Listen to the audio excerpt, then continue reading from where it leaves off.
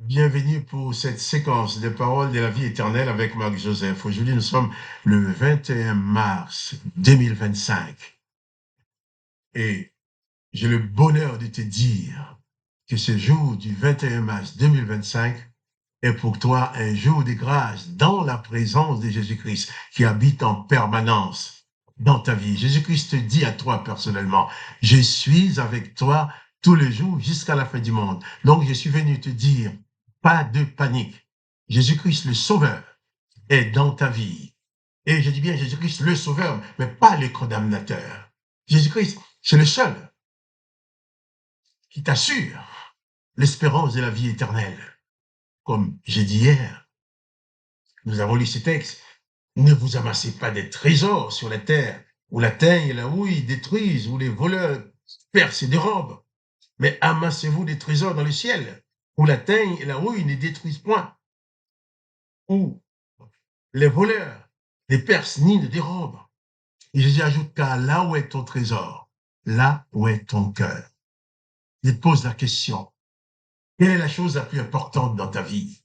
Quelle est la personne la plus importante pour toi? Quoi tu attaches le plus d'importance? Bien sûr, tu as une très belle maison peut-être, une très belle voiture peut-être, tu as des beaux enfants, tu as de la famille. Il y a beaucoup de gens qui t'aiment. Il y a peut-être des gens qui t'admirent, qui t'applaudissent même. Mais quand tu seras mort, ce sera un cadavre dans un cercueil. En ce moment-là, ils vont pas venir applaudir, hein. Ils vont venir pleurer, ils vont venir pleurer sous ton corps. Et tes richesses, et tes biens. Tu as beaucoup travaillé pour arriver à les avoir. Mais tout ça va rester, tout ça ne pourra te servir de rien. La seule chose qui comptera pour toi, c'est ce que tu aurais fait de Jésus dans ta vie. Et Dieu le Père n'a pas voulu te laisser vivre dans ce monde sans aucune espérance, puisque l'Éternel des armées avait pris sa ferme décision en disant « empêchons-les de vivre éternellement ». Il a aussi dit « j'exterminerai l'homme que j'ai créé et ensuite empêchons-les de vivre éternellement ». Donc toutes les portes te sont fermées. Tu es condamné à mourir sans accès à l'éternité. Tu es donc condamné à la mort éternelle. Mais Jésus-Christ vient. Lui, il dit qu'à Dieu le Père, qui n'est pas l'Éternel des armées, qui n'est pas un Dieu vengeur, Dieu le Père a tant aimé le monde qu'il a donné son Fils unique, afin que quiconque croit en lui ne périsse point, qu'il ne périsse pas, mais qu'il ait la vie éternelle. Oui, quand je dis l'Éternel, ce n'est pas le Père, puisque le Père a envoyé son Fils unique. Et si tu lis dans Genèse chapitre 6, tu vois que l'Éternel a des fils. Au point qu'il y a des fils de l'Éternel, même Genèse chapitre 6, verset 1er, il dit que lorsque les humains commençaient à avoir des filles, les fils de l'Éternel sont venus coucher avec les filles des hommes, qui a donné des naissances à des demi-dieux, dont on parle dans l'Antiquité. Mais Jésus dit, Dieu son Père a un seul fils qui s'appelle Jésus-Christ et qui l'a envoyé vers toi. Et c'est lui, Jésus-Christ, qui dit que Dieu a tant aimé le monde, a tellement aimé le monde, qu'il n'a pu supporter de voir ce monde condamné, dominé par cette condamnation de l'Éternel des armées. D'ailleurs, qui les pousse à faire des œuvres de condamnation, qui les pousse à faire la guerre, qui dit œil pour œil, dent pour dent, qui les ordonne même d'exterminer certains peuples. Et si Israël refuse d'exterminer un peuple, l'Éternel va punir Israël. D'ailleurs, je ne veux pas parler de l'actualité, mais tout le monde peut comprendre. L'Éternel des armées utilise son peuple pour faire la guerre. Mais Jésus-Christ vient. Lui, il vient nous annoncer la paix. Il vient nous annoncer l'existence de son Père, lui qui nous donne la vie éternelle. Les richesses que promettent l'Éternel, c'est des biens de la terre et que tu vas acquérir quelquefois en tuant les autres. Mais ce que Jésus-Christ nous promet, lui, c'est pas les biens de la terre. Jésus-Christ nous promet la vie éternelle, nous promet une existence bienheureuse après avoir vécu notre vie de misère sur cette terre. C'est ainsi que Jésus-Christ dit, il ne faut pas placer ta confiance dans les richesses que tu peux amasser, que tu peux accumuler sur la terre. Il faut plutôt placer ta confiance en Dieu le Père, en s'appuyant sur Jésus-Christ, qui est le seul chemin qui conduit au Père, en sorte que le plus grand trésor de ta vie soit la vie éternelle en Jésus-Christ. Moi, mon plus grand trésor, c'est la vie éternelle en Jésus-Christ.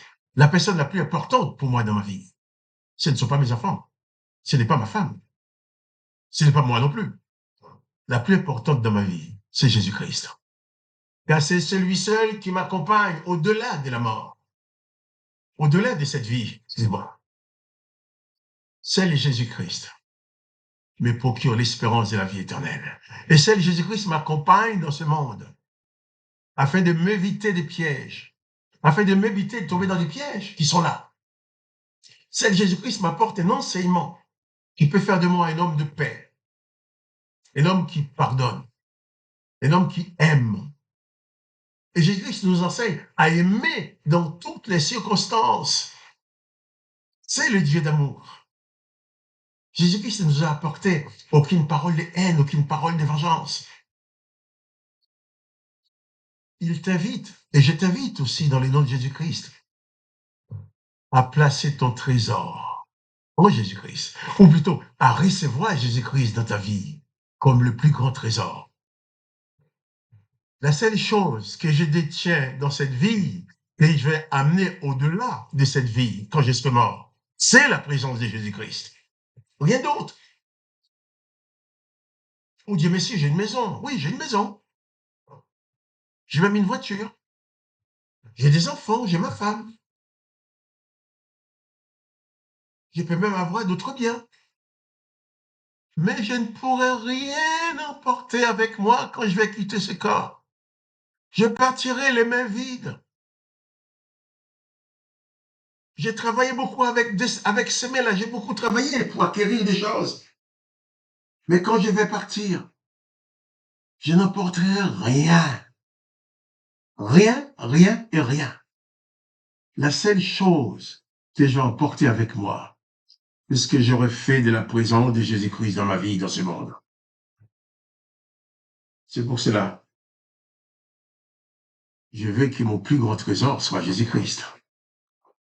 En sorte que quand je partirai de cette terre, quand je quitterai ce corps, quand on va mettre mon cadavre dans le trou, moi, je partirai avec mon trésor.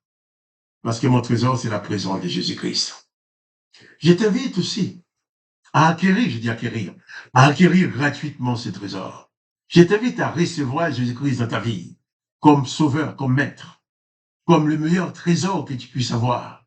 En sorte que la vie ne soit plus pour toi un cauchemar, que tu puisses vivre dans la paix. Et si même le mal t'atteint, tu sauras que Jésus-Christ, le trésor, est là pour toi. Même si on te vole tout ton bien, on peut me voler tous mes biens, on peut me dépouiller de tout, même de mes vêtements.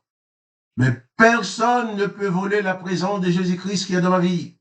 Et c'est ce que Jésus-Christ dit. Amassez-vous des trésors dans le ciel, où la taille et la rouille ne détruisent point, et où les voleurs ne percent ne dérobent. Fais de Jésus-Christ ton vrai trésor. Alors tu seras un homme riche, une femme riche. Tu seras une personne qui emportera avec lui, avec elle, son plus grand trésor quand il va quitter ce corps. C'est ce que je te souhaite. Mais en attendant, sois sans peur. Jésus-Christ est avec toi. Pas de panique devant les événements, même devant la mort. Car au-delà de cette vie, Jésus-Christ t'attend pour t'installer avec lui dans son royaume pour le bonheur éternel. Que le nom de Jésus-Christ soit glorifié, que le nom de Dieu le Père soit glorifié, que toi tu sois richement béni. Et je souhaite vraiment que tu prennes l'occasion de saisir ce trésor. C'est ce trésor que personne ne pourra t'enlever. Je te dis, à demain, pour les paroles de la vie éternelle.